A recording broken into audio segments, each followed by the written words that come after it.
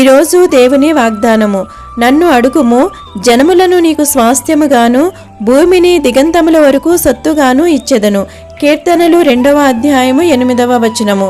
అడగక ముందే అక్కరులు ఎరిగిన దేవుడు అడిగిన వారికి మరి నిశ్చయముగా ఇస్తాడు.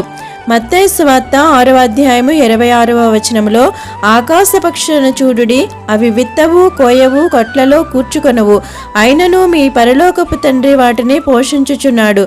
మీరు వాటికంటే బహుశ్రేష్ఠులు కారా అని దేవుడు మాట్లాడుచూ ఉన్నాడు. చిన్న పక్షులు, అల్పజీవులు అయిన వాటినే పోషించుచున్న దేవుడు తన స్వరూపములో చేసుకున్న మనకు కావలసిన సమస్తాన్ని ఇస్తాడు.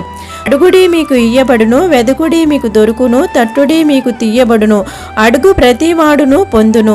మీ కుమారులు రొట్టెనడిగితే రాతిని ఇస్తారా? చేపను అడిగితే పాముని ఇస్తారా? మీరు చెడ్డవారయుండియు మీ పిల్లలకు మంచి ఈవులనియ్య నెరిగియుండగా మీ పరలోకమందున్న తండ్రి తన్ను అడుగువారికి అంతకంటే ఎంతో నిశ్చయముగా మంచి ఈవులనిచ్చును కదా.